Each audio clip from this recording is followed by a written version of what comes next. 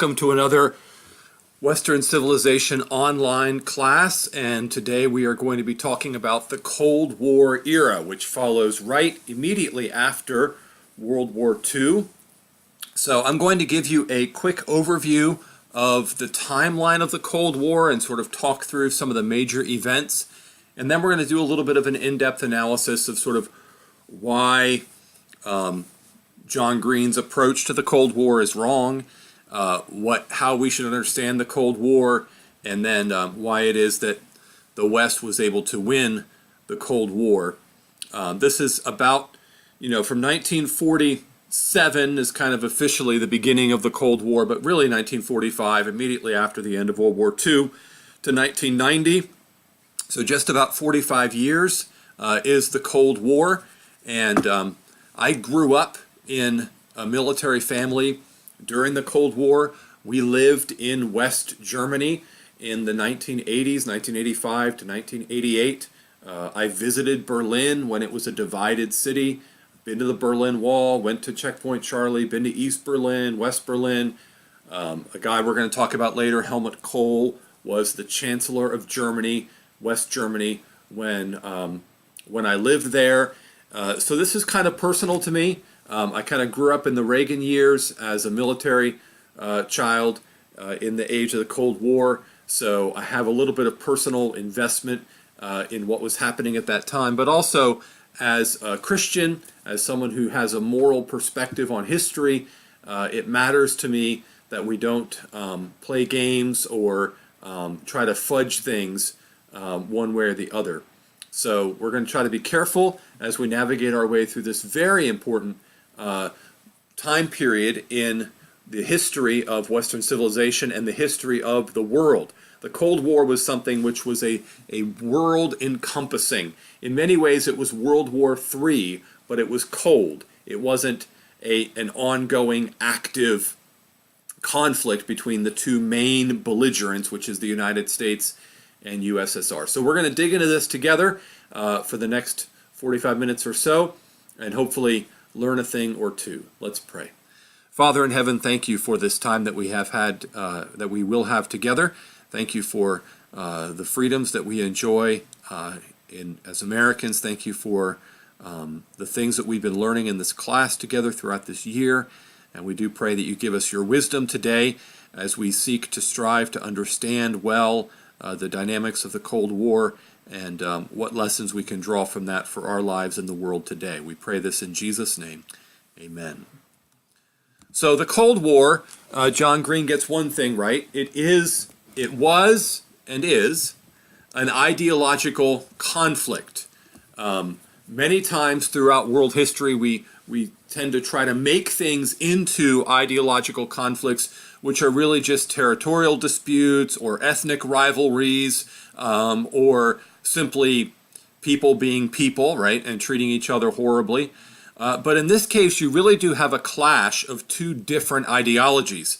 And as we talked about the Industrial Revolution, we talked about Adam Smith as sort of the scholar who really established capitalism as the predominant economic system of the West, and then the anti-capitalist who came along about 100 years later, Karl Marx, and the Communist Manifesto, 1848. So about what is that, about 70 years later, arguing against capitalism and in favor of socialism, communism.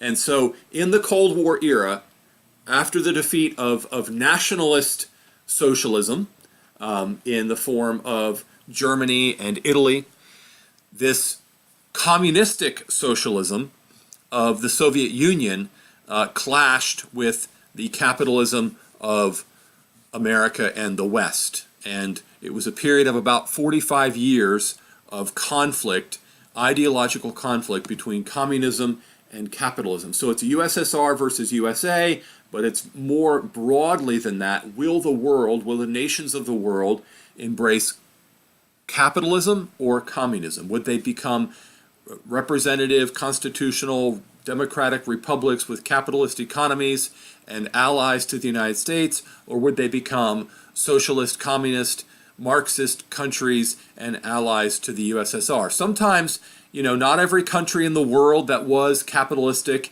and a democratic republic was an ally of the United States. France kind of was not always. And then not every country that was communistic was an ally of the Soviet Union. Yugoslavia, China, there was kind of a falling out in the 60s there after the death of Stalin. So it wasn't always as clear as all that. And the U.S. sometimes allied themselves with countries that were not democratic republics, did not have a good record of human rights, did not have a capitalist economy, but because they were strategically located, the United States would make allies with them, which was not a good idea. We'll talk about that as we go on.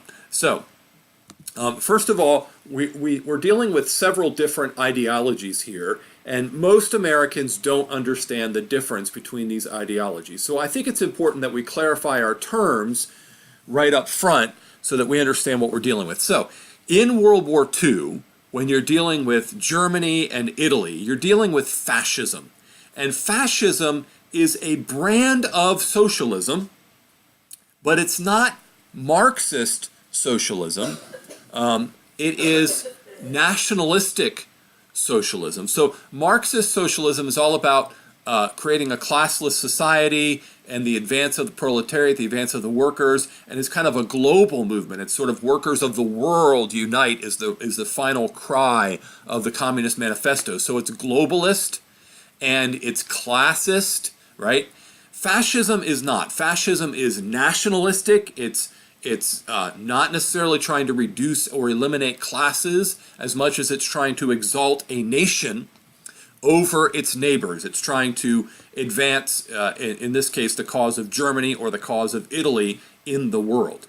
But it is still socialistic in that you still have the government, the state, that takes control of industry and commerce. It's not a free market system.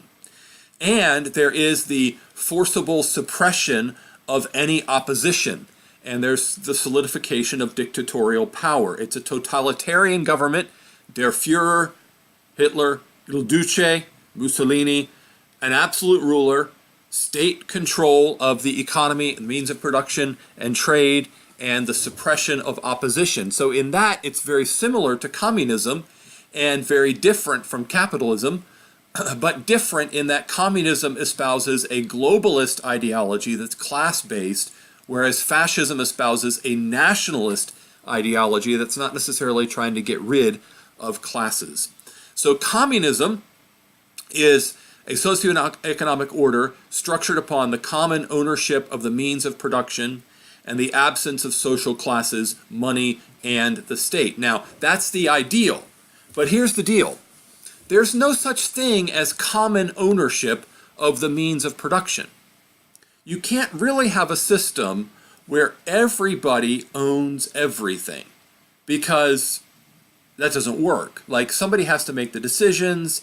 There has to be a way of, and unless you're going to embrace pure democracy, which communism is not in favor of democracy, you have to figure out some way to administer things, some way to run things. And so it typically becomes a bureaucracy, a bureaucratic administration of the state controlling everything. So in a system that espouses the end of private property and the end of money and the end of the state, really it ends up becoming a statist system where the government controls everything through the bureaucracy of the work unit. So technically the work unit owns the factory. So if you had a factory making rubber duckies, your factory making rubber duckies would be owned by the work unit that controls the factory. But that work unit is an extension of the Communist Party, which is taking its orders from the Communist Party Central Committee.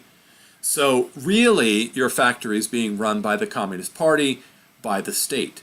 But it's said to you that it's being run by your work unit, of which you are a member, like a labor union, right? So it looks like labor union ownership of everything, but it's actually state control of everything. So that gets really important to understand those distinctions, right?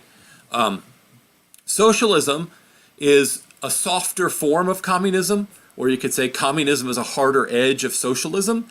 Socialism is economic and social systems that are characterized by social ownership and state control of the means of production, as well as the political theories and movements associated with them. So much of Europe is socialistic, but it's democratic socialism. Bernie Sanders, when he ran for president in 2016, ran on a socialistic platform, but it was a democratic socialism. So democratic socialism has no problem just taking over large segments of the economy, like healthcare, for example. Let's just have the government take over the healthcare system, and let's make sure everybody has equal access to healthcare by having it being run by the government, or having all healthcare paid for by the government equal to everyone. That is a socialistic system, because you're taking part of the economy, and instead of leaving it in private hands, you're moving it into a state-controlled system. Now, we do that with certain things, right? We do that with the military. We do that with the police. We do that with public schools. So there are large segments of our economy that are state-run, but the more socialistic, so it's kind of a spectrum, right, between pure free market capitalism and true socialism. So things can be socialistic, right, and can be socialized. We're talking about socialized medicine, and that's where you take the medical industry and you make it socialized.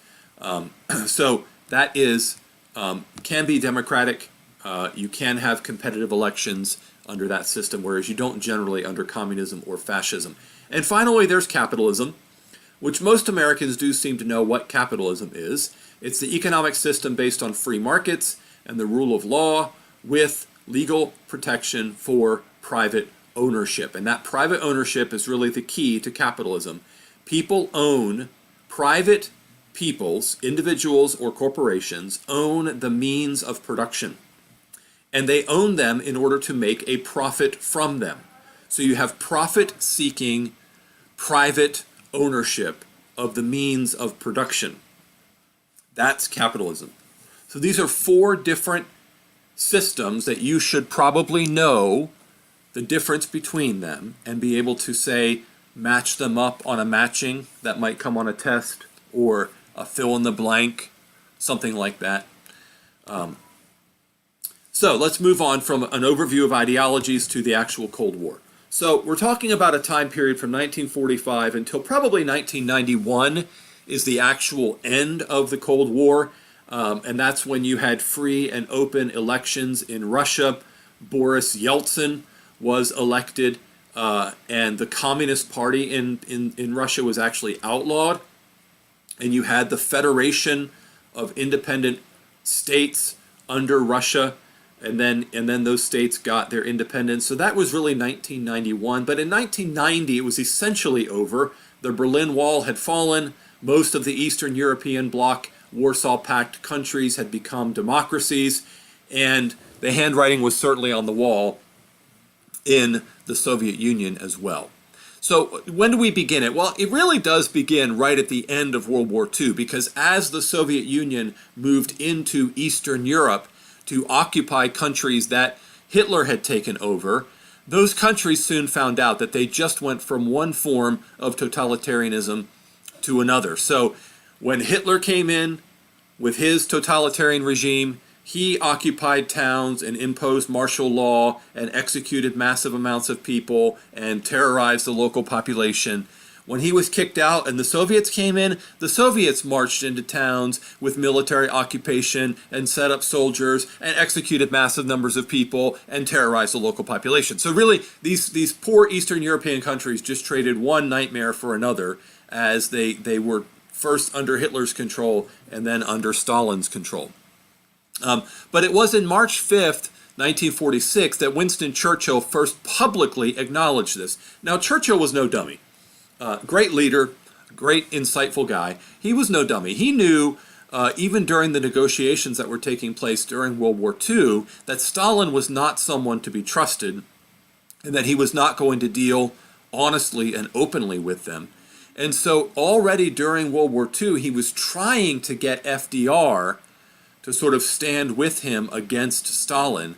FDR, however, was not as keen and insightful a leader as Churchill was. In fact, he was kind of a socialist himself, was very sympathetic to Stalin and the Soviet cause, and he was also, toward the end of the war, very incapacitated. Now, when Harry S. Truman took over, he was a little bit more sharp and a little bit more keenly aware of what a bad guy Stalin was. But FDR kind of had the wool pulled over his eyes when it came to Stalin.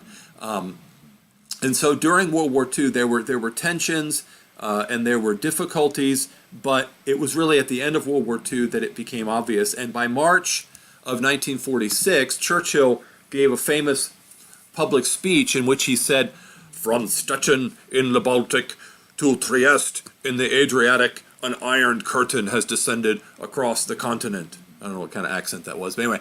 So Churchill was the first one to use this phrase of an iron curtain. And when he's referring to the Iron Curtain, he's talking about this border from, again, the quote is from from Stettin in the Baltic to Trieste in the Adriatic. So you look at the black line on this map, from Stettin, actually in the Baltic to Trieste in the Adriatic. Basically this whole line here is what he's talking about. And all of this is an iron curtain because there is no freedom on the other side of that curtain. Freedom of movement was restricted. Freedom was not good. I'm sorry, Stettin in the Baltic, I confused you on that. So Stettin in the Baltic is up north next to Denmark, and Trieste in the Adriatic is down in between Italy and those Baltic states. Balkan. Why'd I say Baltic? Balkan. Man, my brain ain't clear today. Come on, wake up. All right, so 1946 is the beginning, openly, publicly, of the Cold War with Churchill's Iron Curtain speech. Then in 1948, the Soviet Union cuts off West Berlin from having any land or rail access. They close the borders, and they say, you may not provide supplies to the people in West Berlin. We will be happy to provide supplies for the people in West Berlin. But of course, that's not something that Harry Truman and Churchill or the Brits are going to take lightly. So Truman really President Truman spearheads the Berlin Airlift in 1948. And what they're able to do is to successfully provide for the needs of the people of West Berlin through cargo airplanes, through World War II cargo airplanes that are carrying them in to Berlin. 1949, the Soviets test a nuclear weapon, and now the Cold War becomes a nuclear arms race, and nuclear deterrence becomes a big thing. A large part of the reason why the Cold War remained cold and didn't break out into open World War III is because both sides had nuclear weapons, and they were each afraid of the other side possibly using them and wiping out all of humanity. And so since we now have the capability to wipe out all of humanity through nuclear weapons, neither side has the possibility of victory, because if both sides were to use their nuclear weapons, everybody would be dead. And so that actually keeps, this is a doctrine called mutually assured destruction, or MAD, M-A-D. And some people say that's just crazy. That is mad, right? But in a sense, it is a very effective deterrent, because if I know that if I go to war with you, I'm going to cease to exist as a country, then I'm not going to go to war with you. Like, it's pretty much, I'm not going to do. So, you know, Trump is using this negotiating tactic with the North Koreans right now. The North Koreans have nukes, and they've been sort of threatening and doing missile tests. And Trump basically said, look, if you send one of these nuclear weapons and it lands on us or our allies, that'll be the last thing you ever do as a country. You understand that, right? That's fire and fury, and we're going to wipe you off the map and that kind of stuff. And that seems to have been working, right? The North Koreans now are willing to negotiate and talk about becoming a nuclear-free, because they realize they may have one or two missiles that may be able to reach, and that could do horribly devastating damage, but we have enough to completely eliminate them. So they know that if they go to war, they would cease to exist as a people on the planet, and so that's a powerful deterrent, and that's called MAD, mutually assured destruction. China becomes communist also in 1949, and then you have the first hot war of the Cold War, and that takes place when in 1950 the North Koreans, with the backing of the Chinese communists, they roll into South Korea and basically almost take over the entire country of South Korea before the United States and the United Nations backing them show up. And this is officially a United Nations operation. It's not technically called a war because there is no congressional declaration of war. This is when we transition out of openly declaring war and instead authorizing military action or taking police action, which is what the United Nations calls it. So the Korean War is fought for these 3.5 years. It ends basically in a stalemate, and the line is drawn and the armistice is declared, and it's still that way today. North and South Korea are still in a state of war with each other, and there's a demilitarized zone, and the peninsula is divided, and no peace treaty was ever signed to end the Korean War. 1968, another hot war breaks out in Vietnam, which lasts for about 7 years, and the U.S. loses that war. We have to evacuate. South Vietnam falls to the communists. The entirety of Southeast Asia becomes communist. Vietnam, Cambodia, Laos. The domino theory is shown to be somewhat true in that once Vietnam falls, Cambodia and Laos also fall. Horrible atrocities are committed throughout Southeast Asia. Thankfully, it doesn't extend beyond that. There was real fear that even Japan would fall, because if Korea becomes communist and Vietnam becomes communist and China's already communist, the thought was that Japan would not be able to hold out and they would become communist as well. In the 1960s, there was a space race. The Russians won the race to space. They put up the first satellite. They put the first man in space. But then the Americans won the race to the moon with Apollo 11 that landed on the moon. Then, after the loss of the Vietnam War, the U.S. settles into a policy of détente, which is basically a stalemate. It's like, you're not going to win, we're not going to win, we can't really contain you or stop you, but we don't think you're actually going to take over the world, and so we're just going to sort of let things be. We're going to let things be. That lowers U.S. morale because the United States people no longer have this sense of righteous cause of we are fighting against communism. It's just sort of blah, like, there are communists in the world, and yeah, they're taking over country after country, but they're probably not going to take over the whole world, and we're not really going to do anything to try to stop them either. So that's what happens from the 1975 until the 80s when Ronald Reagan gets elected, and then Ronald Reagan makes a strong alliance with Margaret Thatcher of Great Britain and Helmut Kohl of Germany, and the three of them together win victory in the Cold War during the 1980s. During the 1980s, there are also a couple of big famous Olympic boycotts. In 1980, the Olympics are held in Moscow, and all the capitalist Western countries boycott it. And then in 1984, the Olympics are held in Los Angeles, and all of the Eastern communist countries boycott it. On a personal note, the 1984 Olympics is the first Olympics that I remember watching on television. Mary Lou Retton got a 10 in gymnastics. Carl Lewis won 4 gold medals. I think he's the last guy to win gold medals in the 100, the 200, and the long jump. So one of the best track athletes of all time in the 1984 Olympics. But that's just a little aside. So just to look at the map real quick.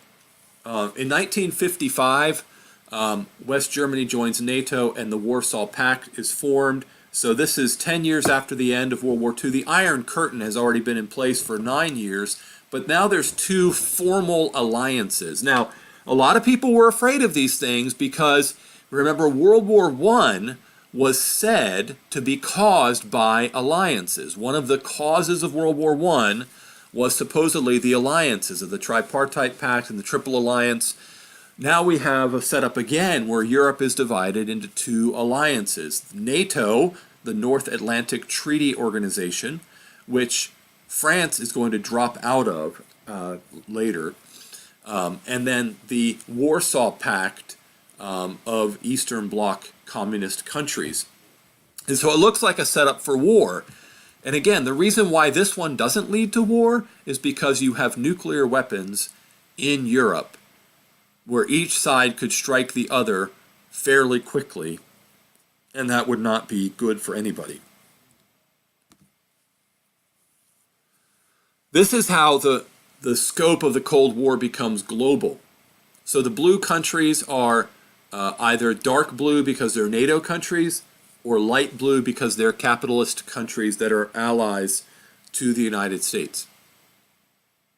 And then the dark red countries are Warsaw Pact countries, and the lighter red countries are countries that are communist and allies, officially allies of the USSR. Now you may notice, wait a minute, China's communist, how come they're not red? Well, because in the early 1960s, following the death of Stalin, there is a falling out between the Chinese communists and the Soviet communists, which Richard Nixon will take advantage of. And in 1970, Richard Nixon goes over and visits China and establishes relationships with China to sort of pit China against Russia. And so there's a split, and that's why China is not red, even though it is very much a communist country, and still is, to this day, sort of. There's so much capitalism in China that it's really hard to call it a communist country, but its government is still communist, still totalitarian, still unelected and unaccountable to the people. So there's not human rights, and there's not a representative government really in China. Even though there's a whole lot of capitalism, there's not a whole lot of freedom. So China is actually kind of the first hybrid country in a post-Cold War world.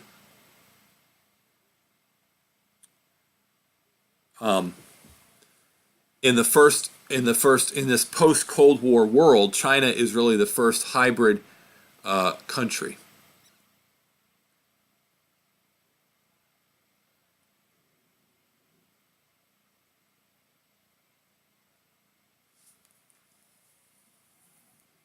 All right, moving on.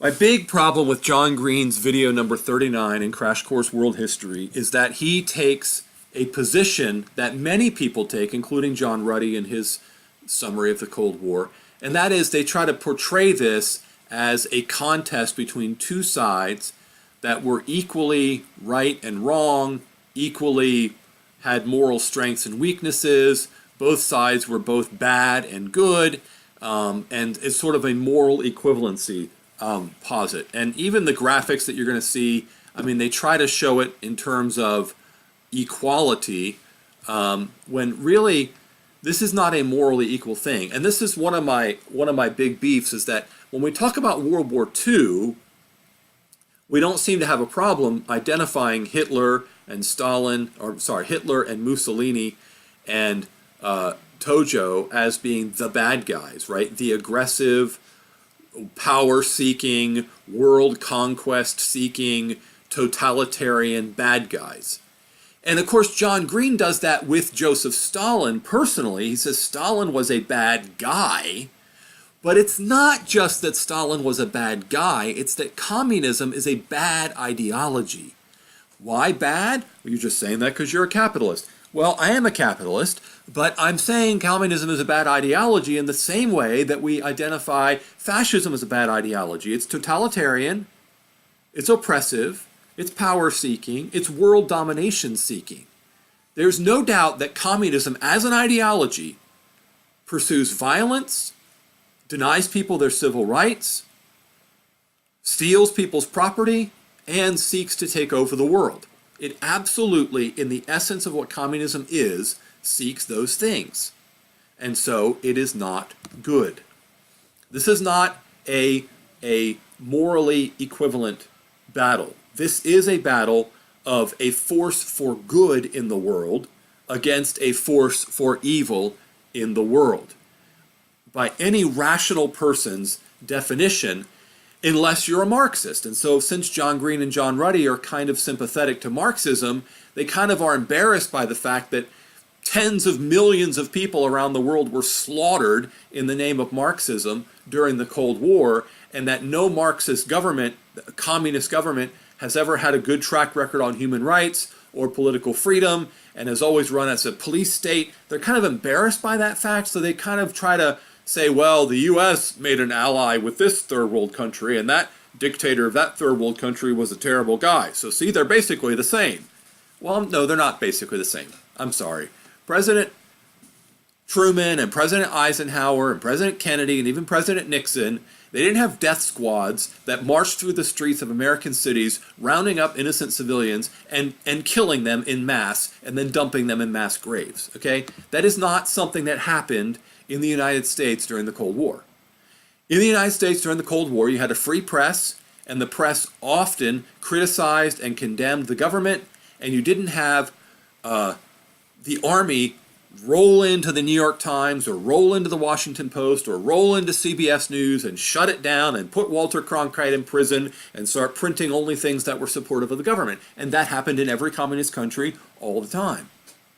So it is not right to try to make these two sides morally equivalent when one was brutally harsh and dictatorial and totalitarian and not tolerant of human rights, and the other is a force for democracy and freedom and human rights and the freedom of the press and free speech and free religion and the private ownership of property, and the other is not. It is a battle of good versus evil. What they were seeking in the world. I also really resent John Green's language that the USA was just seeking markets for its capitalist goods. So the U.S. invested $12 billion under the Marshall Plan in rebuilding Europe so that it could have markets for its capitalist goods. That is a bunch of nonsense, just absolute nonsense. The U.S. invested in rebuilding Europe because it knew that a stable, secure, democratic Europe was good for the world and would prevent a communist takeover of the world. So were they trying to prevent a communist takeover? Yes. But that was for the good of the people who were involved. It's not good to let people get taken over by the communists because the communists are not going to be nice to those people. And so the Marshall Plan put into place by Secretary of State John Marshall was the investment of billions of dollars, tens of billions of dollars around the world to build schools and roads and factories and electricity, utilities, so that places could have functioning democracy. Many of those democracies, like France, later said, I don't want to be a part of NATO. I don't want to be one of your allies. And we didn't then bomb France into submission and say, you will be our ally or we will kill you, which is exactly what the Soviet Union did whenever somebody questioned them. We didn't do that. We were building the country so that it would be a strong, healthy country with a democratically elected government that was free to disagree with us and free to not be our ally. They were free to buy our goods or not buy our goods because it was not about imposing our will upon them. It was about liberating them so that they could choose to impose their own will upon themselves and not have it be imposed by an outside force.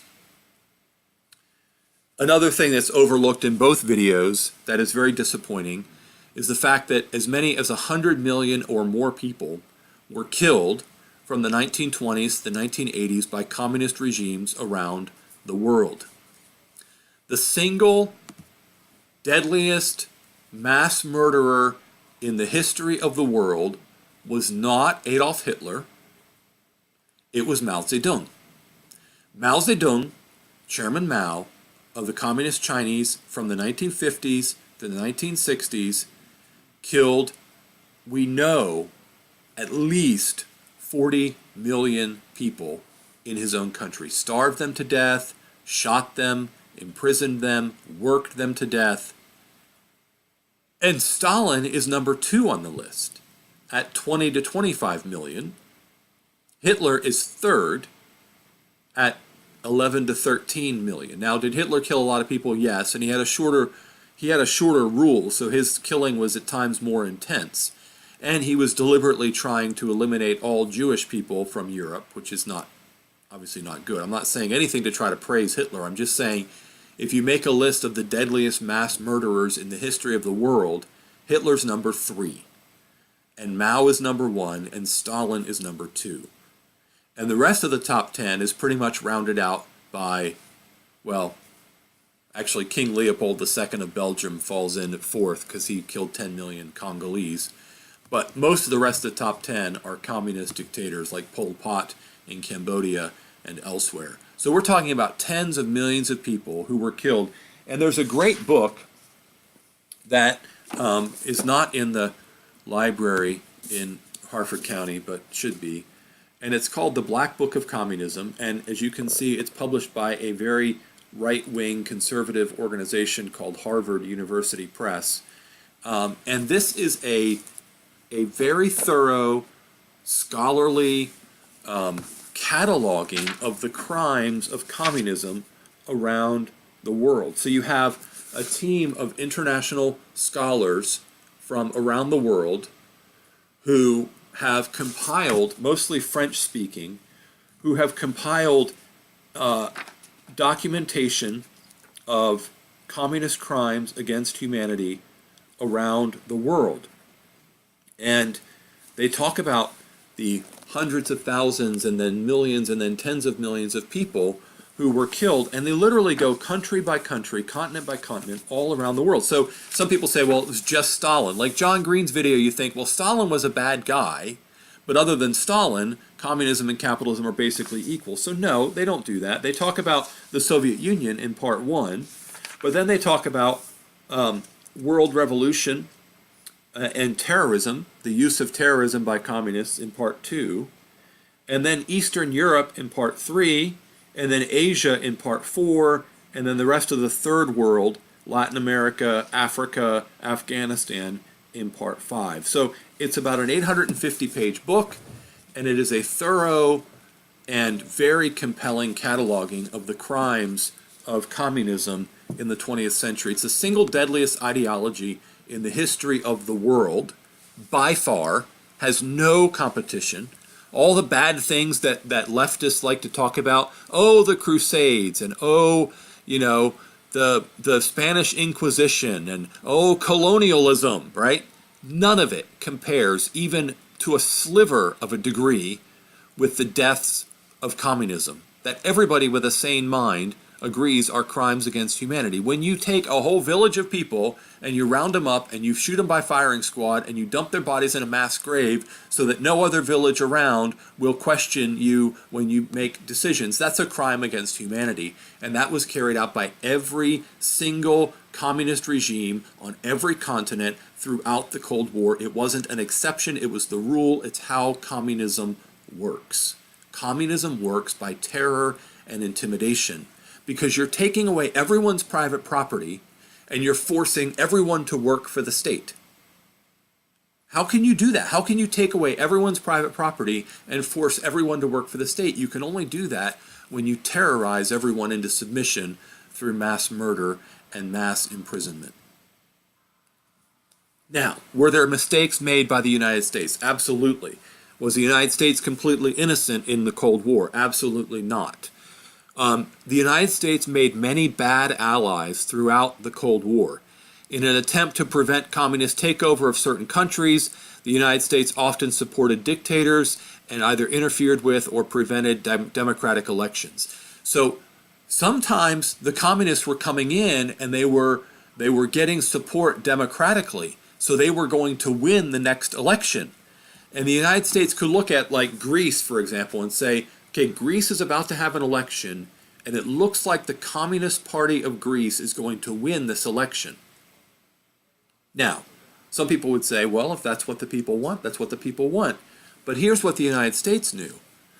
If the people of Greece elect the Communist Party of Greece, that will be the last election that country will ever have. That's free and fair and open. Because by the next election, there will only be Communist Party members on the ballot, and everyone will be required to vote. That's how elections work in a communist country, right? The only party on the ballot is the Communist Party, and everyone is required to vote. And then you can say, well, we have the popular support of the people. We got 100% of the vote. Yeah, that works when you're the only party on the ballot and everyone's required to vote. So to prevent that from happening, sometimes the CIA and others would go in and manipulate and prevent the democratic process from going forward if it looked like it was going to lead to a communist takeover of the country. But that wasn't right. That's not the way we probably should have handled that. More, I think, deadly was the fact that sometimes we allied ourselves with third world dictators who had terrible track records on human rights because they were anti-communist. So by doing so, the United States undermined their own moral authority through some of the allies we supported. And then finally, one of the worst things we did was in the mid to late 1970s, we basically gave up. We gave up trying to fight the Cold War after Vietnam for about 10 years almost, until Reagan took office. So from 1972, really, when Nixon resigned in 74, right, until Reagan took over in 1981, during that 7 or 8 year period of time in the late 70s, we basically gave up and settled for this policy of détente, which was terrible because during that time, communism spread like wildfire throughout Central and South America and Sub-Saharan Africa, really taking over a number of countries, and we probably could have prevented that had we not been giving up. All right, so of all the stupid things John Green has ever said in a video, one of the dumbest is the case that he tries to make to say that Ronald Reagan did not win the Cold War, that it was really Gorbachev and his policies of glasnost and perestroika which won the Cold War.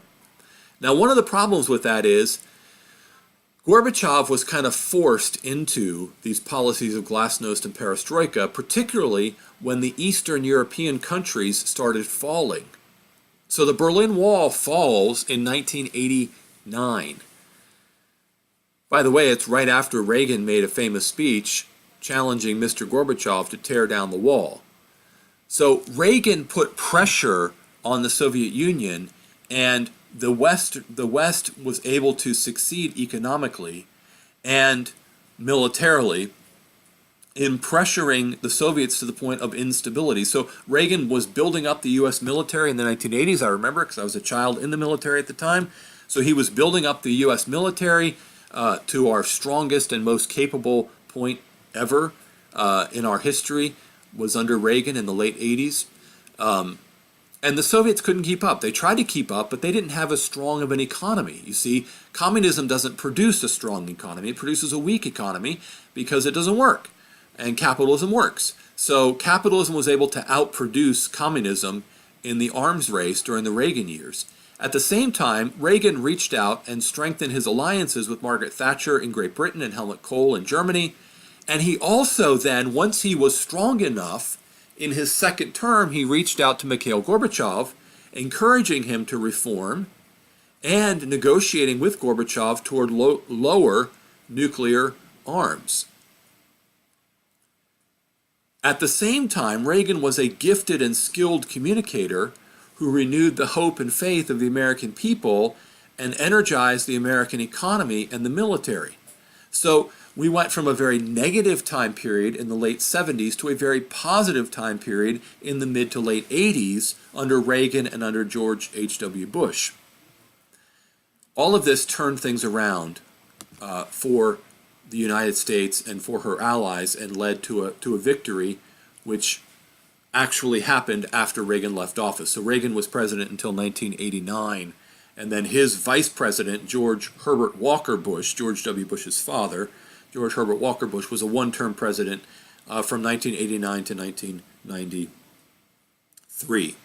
And it was during George H.W. Bush's presidency that the Cold War actually ended. But no serious historian doubts the fact that it was Reagan's leadership that won the Cold War. So here's some pictures of Reagan, Kohl, and Thatcher. I love this quote from Margaret Thatcher. "Socialists cry, 'Power to the people,' and raise the clenched fist as they say it. We all know what they really mean. Power over people. Power to the state."